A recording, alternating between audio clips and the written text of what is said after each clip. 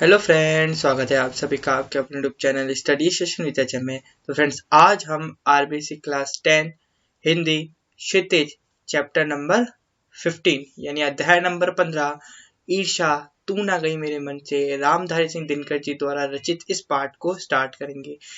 भाग 2 है, जैसा कि आपको अपने थंबनेल में दिख रहा है। भाग 1 के अंदर हमने जो दिनकर जी हैं उनके साहित्यिक परिचय, उनका जीवन परिचय, उन सबके विषय में, उनके सबके संबंध में हर एक बात को समझा। आज के इस भाग के अंदर हम अपना जो पाठ है ईर्षा तू ना गई मेरे मन से, इसको स्टार्ट करेंगे और कोशिश करेंगे कि इसी वीडियो में ये पूरा कंप्लीट हो। वीडियो बड़ी हो सकती है लेकिन आप पूरा देखें, ठीक है। हिंदी क्षितिज अध्याय 15 ईर्षा तू ना गई मेरे मन से का भाग 2 है, ठीक है। अब आगे बढ़ते हैं अपन। ईर्षा तू ना गई मेरे मन से। मेरे घर के दाहिने एक वकील रहते हैं। मेरे घर के दाहिने एक वकील रहते हैं। कवि कह रहा है जो खाने पीने में अच्छे हैं, यानी उनका खाना पीना अच्छा है, दोस्तों को भी खूब खिलाते हैं और सभा सोसाइटियों में भी भाग लेते हैं। बाल बच्चों से भरा पूरा परिवार है।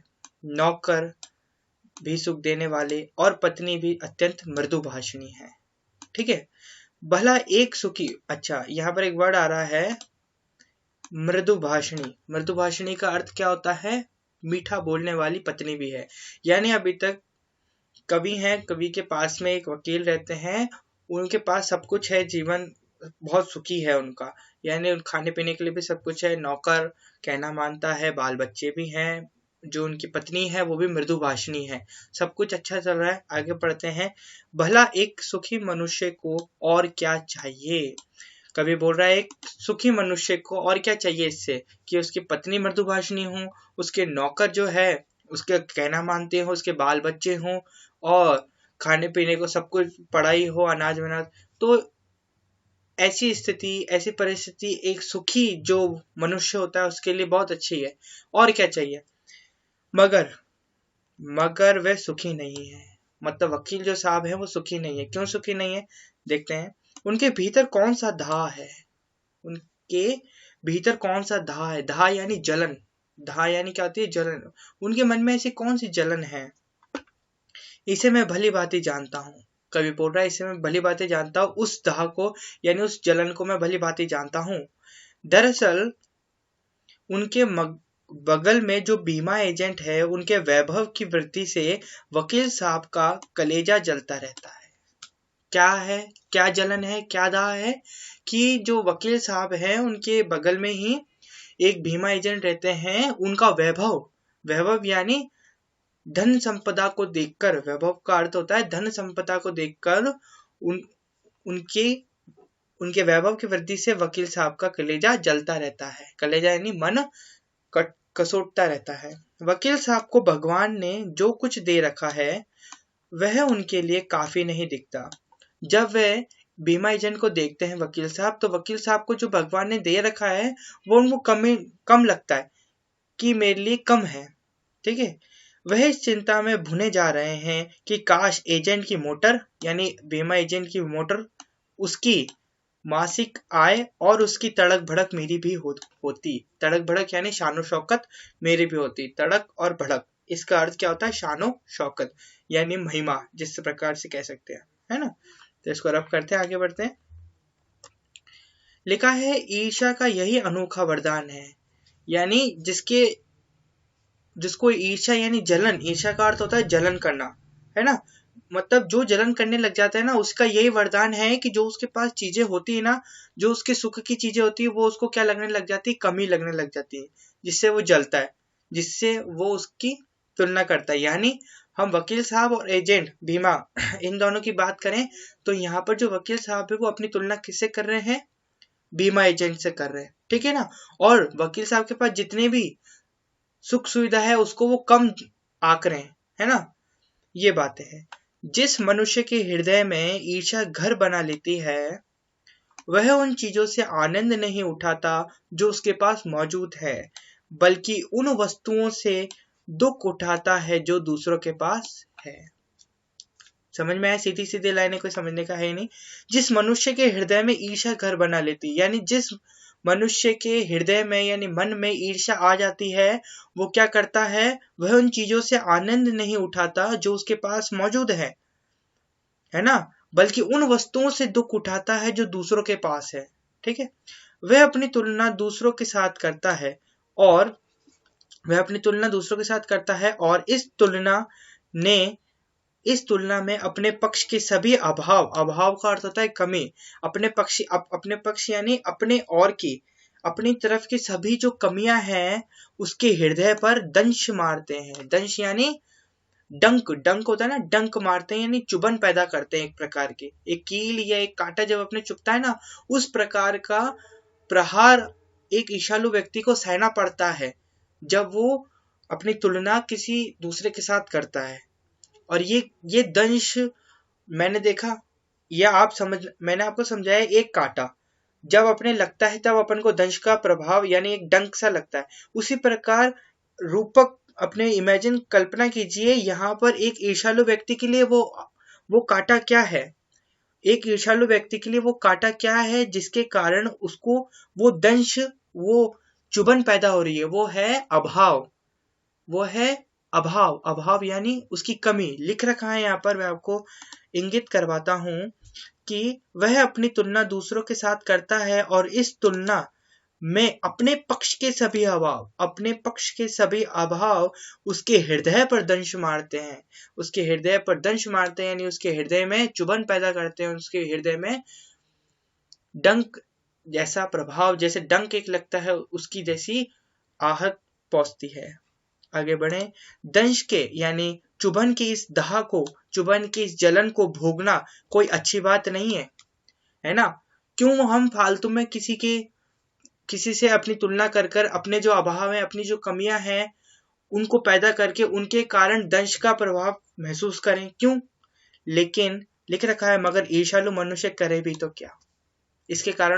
इसके अलावा उसके पास कोई ऑप्शन भी नहीं है। आदत से लाचार होकर उसे ये वेदना यानी ये दुख भोगना पड़ता है। वेदना का अर्थ होता है दुख। ठीक है, आगे बढ़े। देखिए, लिख रखा है, एक उपवन को पाकर भगवान को धन्यवाद देते हुए उसका आनंद नहीं लेना और बराबर इस चिंता में निमग्न रहना यानी डूबे रहना कि इससे भी बड़ा उपवन क्यों नहीं मिला।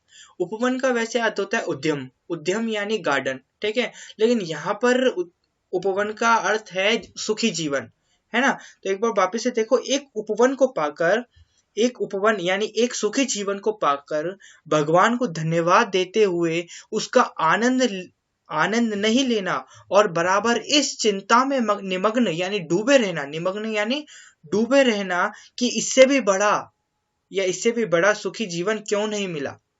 ठीक है, यह ऐसा दोष है जिससे ईर्ष्यालु व्यक्ति का चरित्र भी भयंकर हो उठता है। ईर्ष्यालु व्यक्ति का चरित्र भी भयंकर हो उठता है। किससे? कि जो उसके पास है उसके लिए धन्यवाद नहीं कर रहा है, और भी चाह रहा है कि मुझे और भी मिल जाए, इससे भी अच्छा। अपने अभाव यानी अपनी कमी पर दिन रात सोचते हुए सृष्टि की प्रक्रिया को भूलकर, सृष्टि की प्रक्रिया क्या है? परिवर्तन। सृष्टि की प्रक्रिया क्या है? परिवर्तन। कि आज मैं इतना हूं तो मुझे कल इतना बनना है, उसके लिए मुझे संघर्ष करना है। यह है सृष्टि की प्रक्रिया। जब सृष्टि में एक बीज उगता है तो वो बीज पौधे में परिवर्तित होता है और फिर एक विशालकाय पेड़ बनता है। यह है सृष्टि की प्रक्रिया। लेकिन एक ईर्ष्यालु व्यक्ति के जीवन में क्या चलता है? सृष्टि की प्रक्रिया से बिल्कुल विपरीत हो जाता है। वो उन्नति की ओर तो जाता ही नहीं है, वो और अवनति की ओर बढ़ जाता है। अवनति यानी नीचे गिरता जाता है, नीचे अपना जो उसका स्तर है उससे भी नीचे आ जाता है जब वह ईर्ष्या करने लगता है, जब वह बुराई करने लगता है। ठीक है, लिख रखा है, अपने अभाव पर यानी अपनी कमियों पर दिन रात सोचते हुए सृष्टि की प्रक्रिया को भूलकर विनाश में लग जाता है। प्रश्न उठ सकता है, सृष्टि की प्रक्रिया से क्या तात्पर्य है? दिनकर जी का सृष्टि की प्रक्रिया से क्या तात्पर्य है, लिखें अपने शब्दों में। तो ये मैंने आपको बताया। और अपनी उन्नति के लिए उद्यम करना, उद्यम यानी मेहनत करना, कठोर मेहनत करना, हार्ड वर्क करना छोड़कर वे दूसरों को हानि पहुंचाने को ही अपना श्रेष्ठ कर्तव्य यानी परम कर्तव्य समझने लगता है। ठीक है, आगे बढ़े, रब करते हैं इसे। लिखा है ईर्ष्या की बेटी का नाम निंदा है। ईर्ष्या की बेटी का नाम निंदा है। एक नंबर के प्रश्न में पूछा जा सकता है कि ईर्ष्या की बेटी का नाम क्या है, तो आप बोलेंगे निंदा। सर निंदा का मतलब क्या होता है?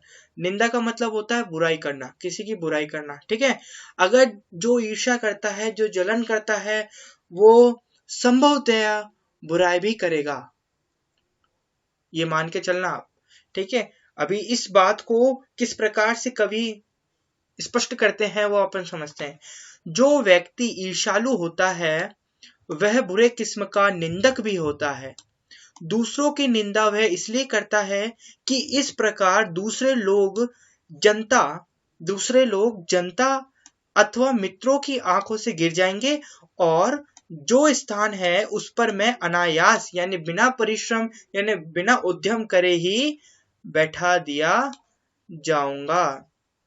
यानी मैं बात कर रहा हूं यहाँ पर वकील साहब और एजेंट बीमा के उदाहरण से बात करता हूं। तो यहाँ पर वकील जो साहब हैं वो बीमा एजेंट की चार उनके मित्र, उनके सगे संबंधी से उनकी बुराई कर रहे हैं और इस विचारधारा से बुराई कर रहे हैं कि जो मित्र और सगे संबंधी हैं जैसी उनकी इज्जत करते हैं, किसकी? बीमा एजेंट की, वैसे जब मैं बीमा एजेंट की बुराई करूंगा तो वो वैसी इज्जत मेरी करने लगेंगे, वैसी इज्जत वो मेरी करने लगेंगे, यानी वकील साहब की इज्जत करने लगेंगे। तो मैं अनायास ही यानी बिना परिश्रम किए ही उस स्थान पे बैठा दिया जाऊंगा जिस स्थान पर कौन बैठा है अभी तक? बीमा एजेंट बैठे हैं। क्लियर है? देखो क्या लिखा है, मगर ऐसा ना आज तक हुआ है और ना होगा। कवि साहब कह रहे हैं ऐसा तो ना आज तक हुआ है और न भविष्य में कभी होगा कि क्या हुआ, दूसरों को गिराने की कोशिश तो अपने को बढ़ाने की कोशिश नहीं की जा सकती या नहीं कही जा सकती। दूसरों को नीचा गिराकर तुम ऊंचा उठने की कोशिश कर रहे हो, तो कवि साहब कह रहे हैं कि ऐसा नहीं हो सकता। ऐसा ना तो आज तक कभी हुआ है और ना भविष्य में कभी ऐसा होगा। दिनकर साहब की बातें हैं। एक बात और है कि संसार में कोई भी मनुष्य निंदा से नहीं गिरता। एक बात और कही है कवि ने कि कोई भी मनुष्य निंदा से नहीं गिरता। यदि किसी की बुराई हो रही है तो कभी ही मन में विचार मत लाना कि यदि वो मेरी बुराई कर रहा है तो मैं नीचे गिर जाऊंगा। ठीक है, ऐसा दिनकर साहब कह रहे हैं। उसके पतन का कारण यानी एक व्यक्ति, एक मनुष्य कब गिरता है नीचे, उसका कारण बताया गया है। उसके पतन यानी उसके घटने का कारण, पतन का कारण यानी उसके विनाश होने का कारण सद्गुणों का ह्रास होता है। सद्गुणों का ह्रास होता है। सद्गुण यानी अच्छे गुण और ह्रास यानी होता है कमी, घटना, है ना। सद्गुणों का घटना क्या कहलाता है? पतन का कारण होता है। इसी प्रकार कोई भी मनुष्य दूसरों की निंदा करने से अपनी उन्नति नहीं कर सकता। इसी प्रकार कोई भी मनुष्य दूसरों की निंदा करने से अपनी उन्नति नहीं कर सकता। ये मैं देख रहा हूं 3 बार आ गई ये बात, तो इसको अपने दिमाग में देखना कि किसी की मनुष्य की निंदा करने से कोई भी मनुष्य ऊपर नहीं उठ सकता, यानी उन्नति के मार्ग पर चल नहीं सकता। ठीक है, उन्नति तो उसकी तभी होगी जब वह अपने चरित्र को निर्मल बनाए तथा गुणों का विकास करे। दिनकर जी कह रहे हैं एक मनुष्य की उन्नति तभी हो सकती है जब वह अपने हृदय को निर्मल रखे और सद्गुणों को अपने अंदर डाले, सद्गुणों की उन्नति करे। ठीक है, आगे बढ़ते हैं।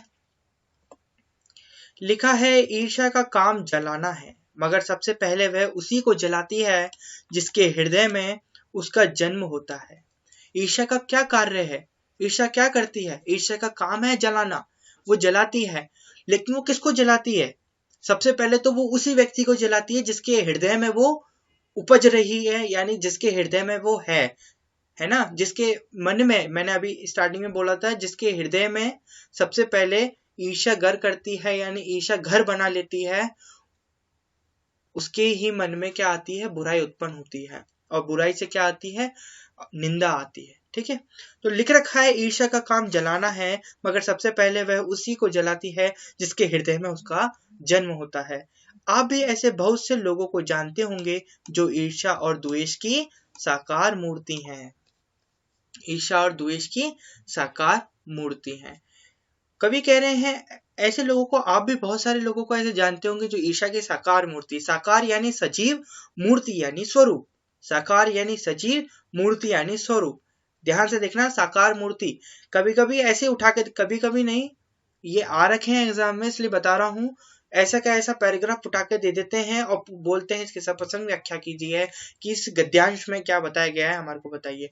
तो वो उन्हीं गद्यांशों का चयनित करते हैं जहां पर कठिन शब्दों का ज्यादा प्रयोग हुआ है ना। तो इसलिए एक एक वर्ड का मीनिंग आपको बताते चल रहा हूं। और जो बराबर इस फिक्र में लगे रहते हैं, फिक्र यानी टेंशन, है ना, इस फिक्र में, या चिंता, फिक्र मतलब होता है चिंता, टेंशन यानी एक तो इंग्लिश का वर्ड हो गया, फिक्र उर्दू वर्ड हो गया, चिंता ये हिंदी वर्ड है, ठीक है। क्योंकि हम देखते हैं दिनकर जो साहब हैं वो उर्दू के ज्यादा शब्द का प्रयोग करते हैं, इसलिए आपको बहुत सारे वर्ड इसमें ऐसे मिलेंगे जिनका मतलब तो हम जानते हैं लेकिन हिंदी में थोड़ा समझने में, उनको बोलने में थोड़ा दिक्कत आ जाती है ना। और जो बराबर इस फिक्र में यानी इस चिंता में लगे रहते हैं कि कहाँ सुनाने वाला मिले और अपने दिल का गुबार निकालने का मौका मिले। मैंने कहा कि जिसके अंदर ईर्ष्या होगी वो बुरे प्रकार का निंदक भी होगा, ठीक है। तो यहाँ पर बात चल रही है, जो बराबर इस फिक्र में यानी इस चिंता में लगे रहते हैं कि कहाँ सुनाने वाला यानी श्रोता मिले और अपने दिल का गुबार निकालने का मौका मिले, यानी दिल में छुपी जो बुराई है उसको निकालने का मौका मिले, यानी चांस मिले। श्रोता यानी सुनने वाला मिलते ही उनका ग्रामोफोन बजने लगता है और वे बड़ी ही होशियारी के साथ एक एक कांड इस ढंग से सुनाते हैं मानो विश्व कल्याण को छोड़कर उनका और कोई ध्येय नहीं हो। समझ में आया क्या लिख रखा है? श्रोता मिलते ही यानी सुनने वाला मिलते ही, उनकी बुराई सुनने वाला मिलते ही उनका ग्रामोफोन यानी एक यंत्र होता है जिसके अंदर अपन जब अपनी आवाज है उसको रिकॉर्ड कर लेते हैं और उसको जब बजाते हैं तो अपनी आवाज सुनाई देती है। तो इसी प्रकार उसका ग्रामोफोन, उसके दिमाग में वो बुराइयां रिकॉर्ड तो हैं, जैसे ही सुनने वाला मिलता है उनका टेप रिकॉर्डर यानी उसका जो ग्रामोफोन है वो चालू हो जाता है और बजने लगता है और वे बड़ी ही होशियारी के साथ एक एक कांड यानी एक एक कांड यानी काम इस ढंग से यानी इस प्रकार से सुनाता है मानो विश्व कल्याण को छोड़कर उनका और कोई ध्येय नहीं हो, यानी और ध्येय नहीं होता है, लक्ष्य नहीं हो, ठीक है। अगर जरा अपने इतिहास को देखिए और समझने की कोशिश कीजिए कि जब से उन्होंने इस सुकर्म का आरंभ किया है, सुकर्म यानी अच्छे कर्म का आरंभ किया है, तब से वे अपने क्षेत्र में आगे बढ़े हैं या पीछे हटे हैं। कवि कह रहे हैं जब से वो जो ईर्ष्यालु व्यक्ति है उसने निंदा का काम शुरू करा है, इस सुकर्म का काम शुरू करा है, तब से उनका जो क्षेत्र है, उनका जो कार्य क्षेत्र है उसमें वे आगे बढ़े हैं या पीछे हटे हैं, ये अपन से पूछ रहा है वो, ठीक है। कभी अपन से पूछ रहे हैं यह भी कि वे निंदा करने में संयम मतलब होता है धैर्य, धीरज, संयम मतलब धैर्य होता है, धीरज होता है, और शक्ति का अपव्यय यानी व्यर्थ में शक्ति को यूज मतलब उपयोग करना, शक्ति का उपयोग करना, व्यर्थ में उपयोग करना नहीं करते तो आज उनका स्थान कहाँ होता। कवि साहब कह रहे हैं कि यह भी कि वे निंदा करने में संयम और शक्ति का अपव्यय नहीं करते तो आज उनका स्थान यहाँ नहीं होता, यहाँ होता, ठीक है।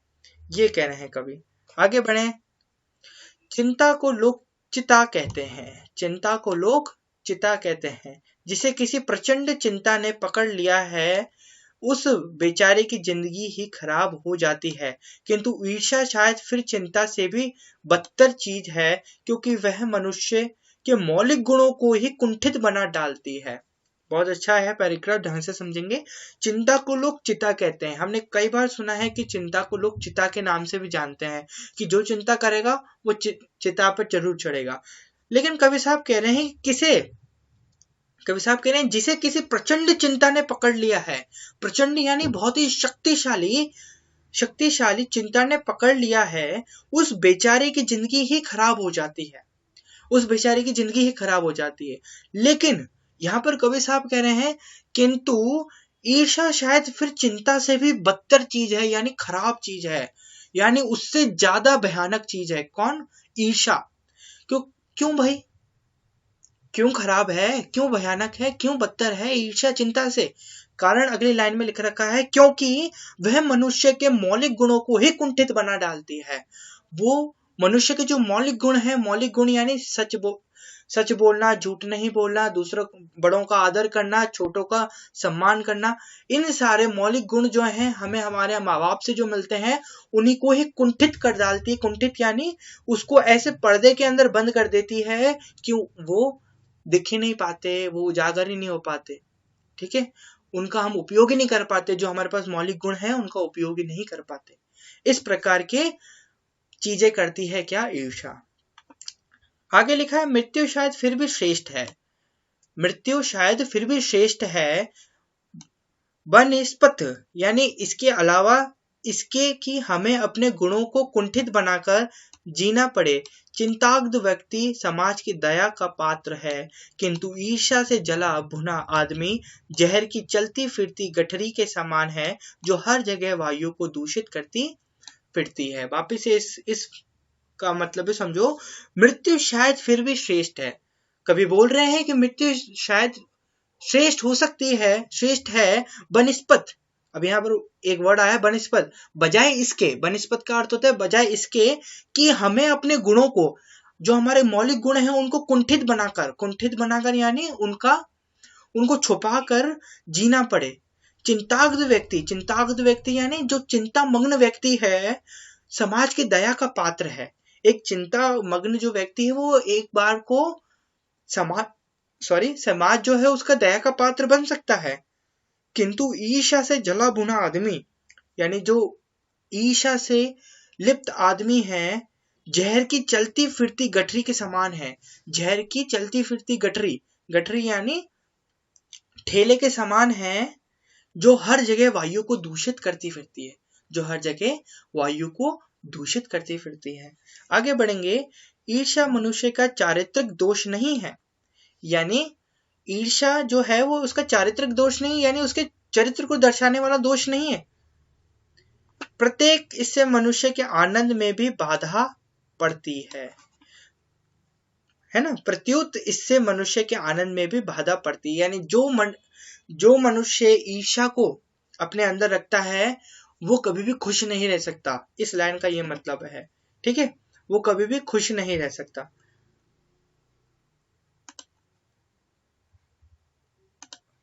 जब भी मनुष्य के हृदय में ईर्ष्या का उदय होता है, यानी जब भी मनुष्य के हृदय में ईर्ष्या का उदय होता है, सामने का सुख उसे मध्यम सा दिखने लगता है।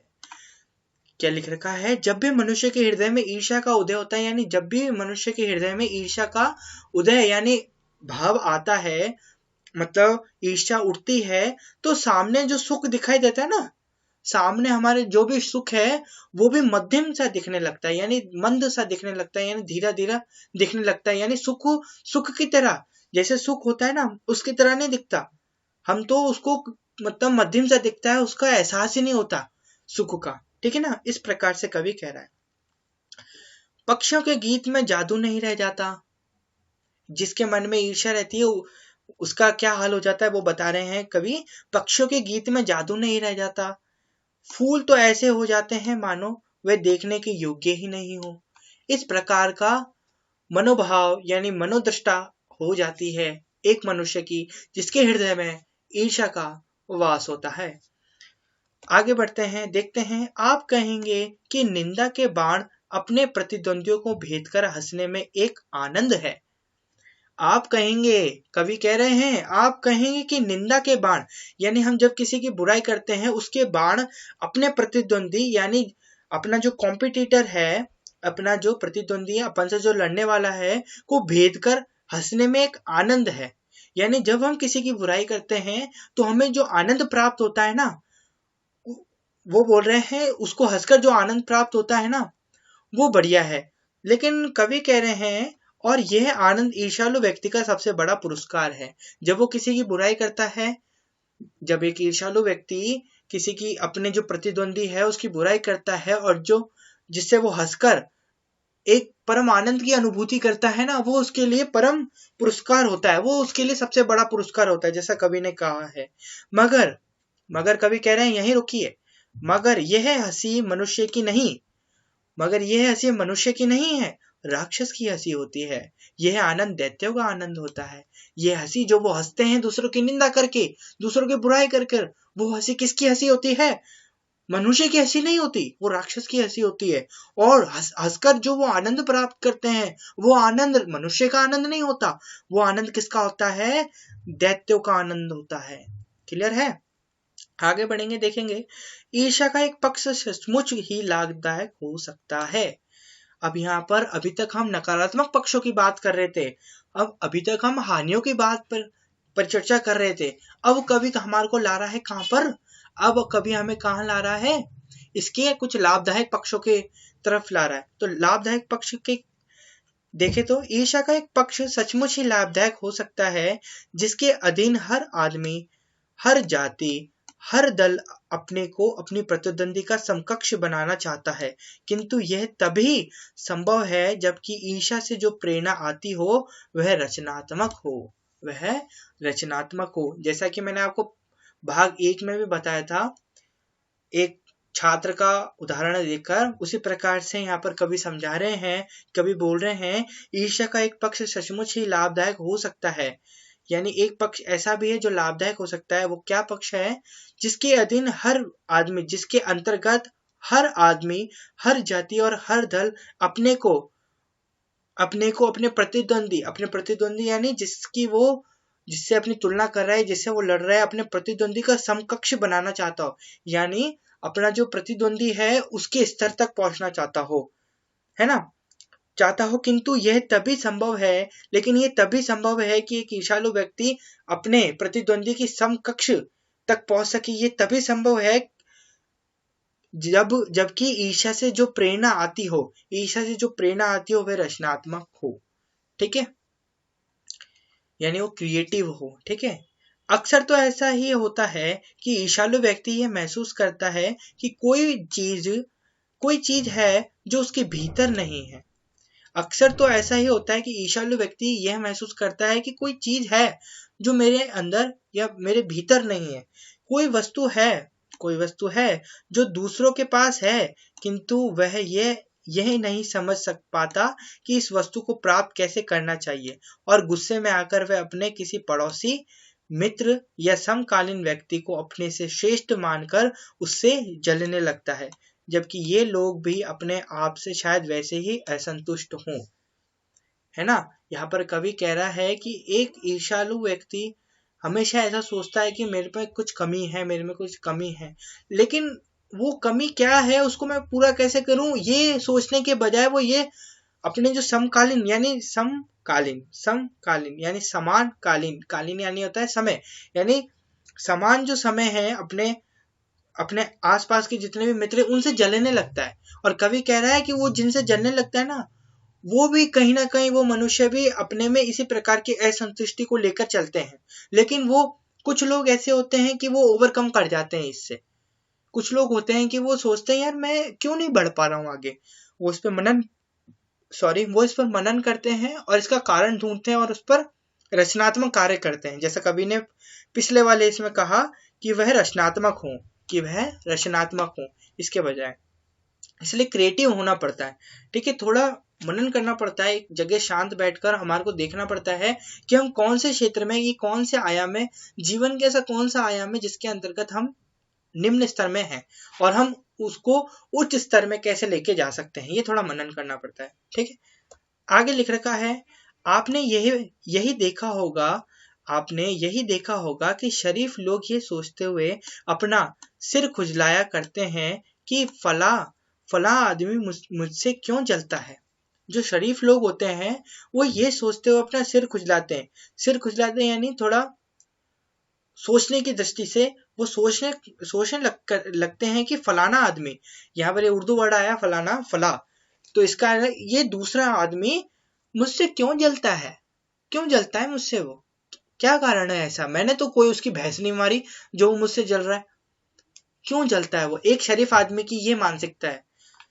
मैंने तो उसका कुछ नहीं बिगाड़ा और अमुक व्यक्ति इस कदर निंदा में क्यों लगा हुआ है। अमुक यानी ये मूर्ख व्यक्ति या फिर एक इनोसेंट व्यक्ति क्यों कदर निंदा में क्यों लगा है, मेरी निंदा क्यों करने में लगा है। ये सच तो यह है कि मैंने सबसे अधिक भलाई उसकी ही की है। यानी यहाँ पर कवि कह रहे हैं कि एक मनुष्य ईर्ष्या उसी की करता है जो उसकी सबसे ज्यादा, जो ईर्ष्यालु व्यक्ति की सबसे ज्यादा मदद करता है। बुराई भी सबसे ज्यादा उसी की होती है। वो जो व्यक्ति है, जो ईर्ष्यालु व्यक्ति, वो उसी को सबसे ज्यादा क्या करता है, दुख पहुंचाता है, जो उसकी सबसे ज्यादा मदद करता है।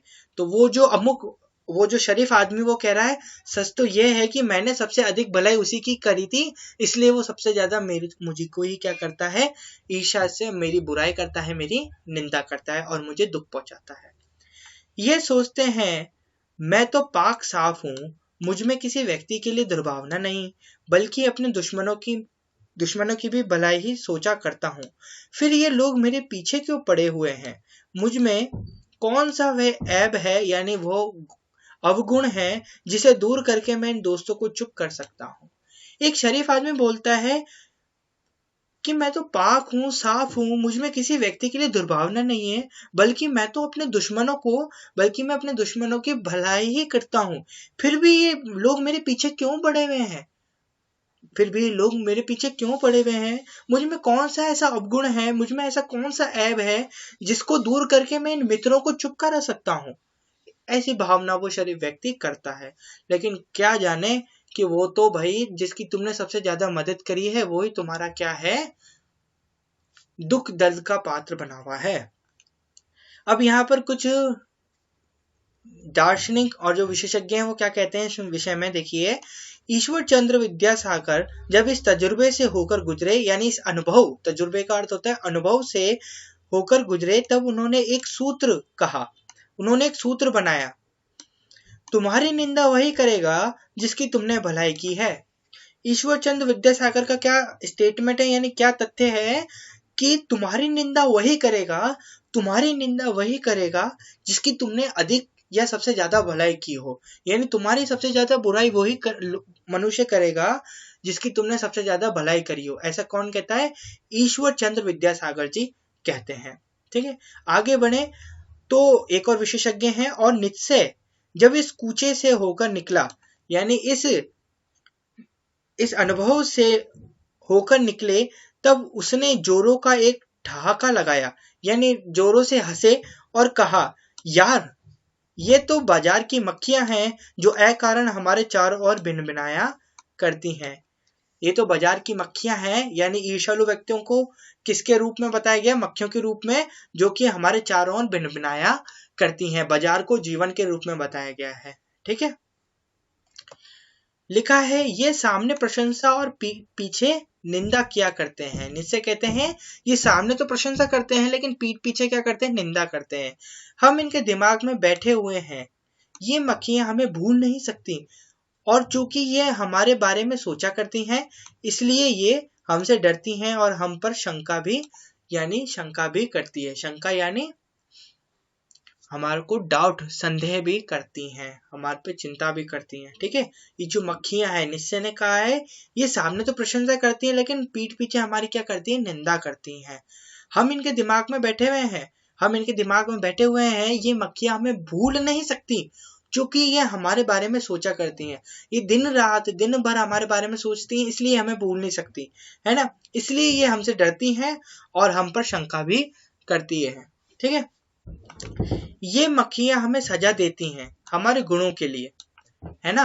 ये मक्खियां हमें, यानी ये ईर्ष्यालु व्यक्ति हमें सजा देते हैं। किसके लिए? हमारे अवगुणों के लिए नहीं, हमारे पापों के लिए नहीं, हमारे किसके लिए? हमारे गुणों की वजह से, हमारे में जो सद्गुण पाए जाते हैं उनके कारण हमें क्या देती हैं?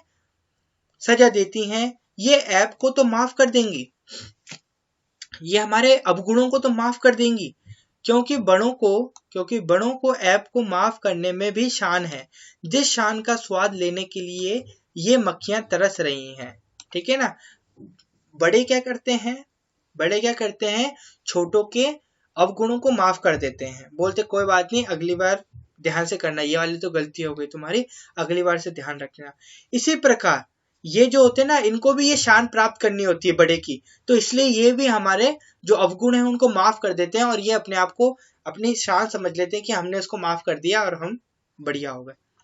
जिनका चरित्र उन्नत है, जिनका चरित्र उन्नत है, जिनका हृदय निर्मल है और विशाल है, वह कहते हैं इन बेचारों की बातों से क्या चिढ़ना, इन बेचारों की बातों से क्या चिढ़ना, ये तो खुद ही छोटे हैं, ये तो खुद ही छोटे हैं। ये कौन बोलता है, जिनका चरित्र उन्नत है, यानी जिनका चरित्र बढ़ता ही जा रहा है, बढ़ता ही जा रहा है, बढ़ता ही जा रहा है, जिनका हृदय निर्मल है, जिनका हृदय बिल्कुल साफ स्वच्छ है और विशाल है, बड़ा है, वे कहते हैं इन बेचारों की बातों से क्या चिढ़ना। अरे इन बेचारों की बातों से क्या चिढ़ना, ये तो खुद ही छोटे हैं, ये तो खुद ही छोटे हैं। और ऐसा कहकर वह आगे बढ़ जाते हैं। हम भी आगे बढ़ते हैं।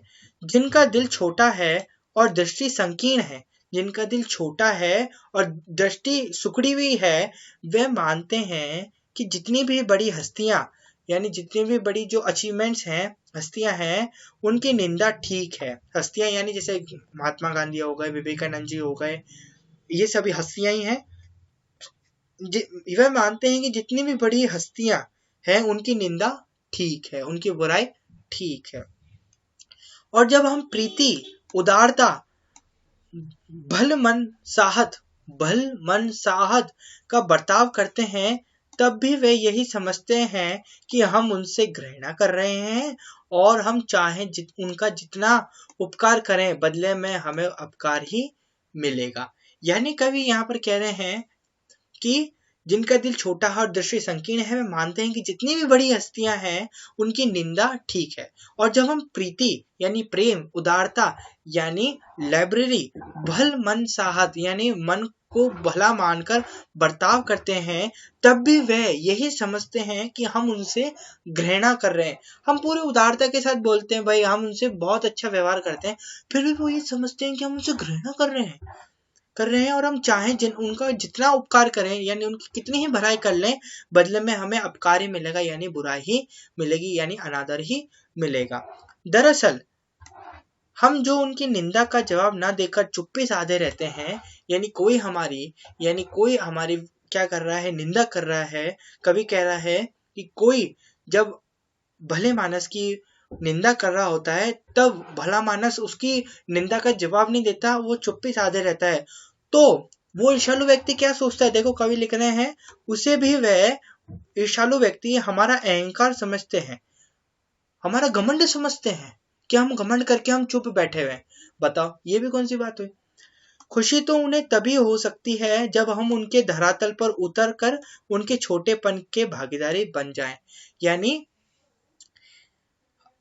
एक लिख रखा है, उनको जब खुशी होती है जब हम उनके साथ उनके जैसी बातें करें, और उनके जैसी बातें हैं उनके साथ करें, उनके छोटेपन के सहभागी हो जाएं, उनके छोटेपन के साथ सहभागी हो जाएं, तो वह खुश रहेंगे, नहीं तो वह खुश नहीं रहेंगे। आगे लिख रखा है, सारे अनुभवों को निचोड़कर निश्चय ने एक दूसरा सूत्र कहा।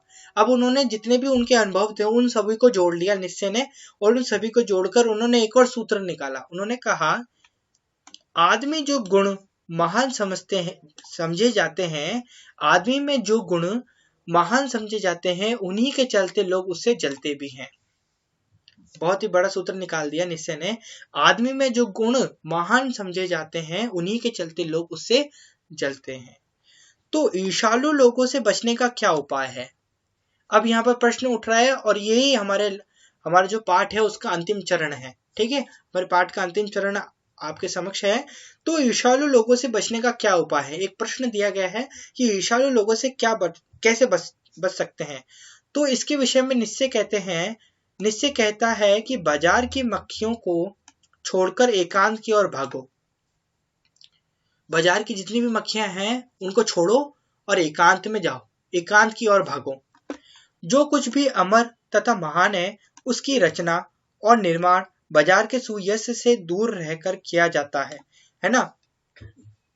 जो हम कुछ करना चाहते हैं, कुछ बड़ा करना चाहते हैं तो उसके लिए हमें बाजार जैसे कचर कचर नहीं है, एकदम शांत जगह, एक शांत प्लेस होनी चाहिए, एक शांत स्थान होना चाहिए जहां पर बैठकर हम अपने रचनात्मक विचारों को अपने जीवन में उतारने का काम कर सके। इसके लिए हमें बाजार जैसा भीड़ भड़ाका और इतनी सारी चीजें नहीं चाहिए। ठीक है। जो लोग नए मूल्यों का निर्माण करने वाले होते हैं, वे बाजारों में नहीं बसते, वे शोहरत के पास भी नहीं रहते। जहां बाजार की मक्खियां नहीं बनकती वहां एकांत है ना। जहां पर बाजार की जो मक्खियां नहीं होती, मूल्य समझते हो ना, क्या लिख रखा है यहाँ पर, जो लोग नए मूल्यों का निर्माण करते हैं, यानी चीजों पर जैसे टमाटर, मिर्ची, इन सब का नया मूल्य तय करना है, तो वो बाजार में नहीं होते, वो लोग कहाँ पाए जाते हैं, एकांत में पाए जाते हैं। ठीक है। ये तो हुआ ईर्ष्यालु लोगों से बचने का उपाय। किंतु ईर्ष्या से आदमी कैसे बचे? ईर्ष्या से आदमी कैसे बच सकता है? अब ये दूसरा प्रश्न है। ईर्ष्या से बचने का उपाय मानसिक अनुशासन है। हमारे को अपने हमारा जो मानसिक है यानी बुद्धि है और जो मन है उसको अनुशासित करके उसको नियंत्रण में रखना पड़ेगा, तब तो हम ईर्ष्या से बच सकते हैं। जो व्यक्ति ईर्ष्यालु स्वभाव का है उसे फालतू बातों के बारे में सोचने की आदत छोड़ देनी चाहिए, क्योंकि हम जानते हैं, ये पता चल जाता है, अपने आप ही पता चल जाता है कि हम ईर्ष्यालु व्यक्ति हैं कि नहीं है, हम दूसरों की निंदा करते हैं कि नहीं करते, हम दूसरों से जलन रखते हैं कि नहीं रखते, ये हमें पता चल जाता है। लेकिन फिर भी हम इस झूठ को संजोए रखते हैं, उसको एक ताक के अंदर रखते हैं कि जरा सा भी एक भी दंश ना लगे इसके ऊपर, कठोर नहीं होना चाहिए, क्योंकि अगर ये टूटा तो हमारी सारी की सारी जितनी भी मन में घर बना रखा था हमने कल्पना का, वो सब टूट जाएगा, और वो टूट गया तो हमारा कॉन्फिडेंस भी टूट जाएगा। लेकिन जब ये टूटेगा ना, तभी एक नया महल खड़ा होगा जो किसी के द्वारा नहीं तोड़ा जाएगा, ये ध्यान रखना। ठीक है। उसे ये भी पता लगाना चाहिए, जो मनुष्य ईर्ष्या के प्रभाव से ग्रसित है, उस मनुष्य को ये भी पता लगाना चाहिए कि जिस अभाव यानी जिस कमी के कारण भी ईर्ष्यालु बन गया है, उसकी पूर्ति का रचनात्मक तरीका क्या है, यानी मैं उसकी पूर्ति यानी उसको पूरा कैसे कर सकता हूँ। यानी मेरे एग्जाम में यानी परीक्षा में कम मार्क्स आ रहे हैं, तो मैं उसको कैसे ज्यादा कर सकता हूँ, मेहनत करके। यदि मेरे पाठों के अंदर पहले पाठ है उसके अंदर कम मार्क्स आ रहे हैं, तो मैं उसमें क्या रचनात्मक तरीका है, मैं क्या कर सकता हूँ, उस पाठ को दोबारा पढूं, तिबारा पढूं, चौबारा पढूं, बहुत सारे बार पढ़ता जाऊं। एक समय ऐसा आएगा जब मेरे दिमाग में अच्छी तरीके से वो पाठ समझ में आ जाएगा और मैं उसमें 100 आउट ऑफ 100 काम करूंगा। तो ये है एक रचनात्मक तरीका ईर्ष्या से बचने का। जिस दिन उसके भीतर यह जिज्ञासा आएगी, उसी दिन से वह ईर्ष्या करना कम कर देगा। किस दिन से वह ईर्ष्या करना कम कर देगा? जिस दिन से उसके मन में यह जिज्ञासा आएगी कि मुझे एक रचनात्मक तरीका ढूंढना है और उसको अपने जीवन में लागू करना है, जिससे मैं ईर्ष्या को अपने जीवन का जो ये स्तर है उससे कम कर सकूं। ठीक है। और यहाँ अपना होता है पाठ समाप्त। अगर आपको हमारा वीडियो अच्छा लगा तो प्लीज वीडियो को लाइक करें और चैनल को सब्सक्राइब करें। धन्यवाद एंड गॉड ब्लेस यू।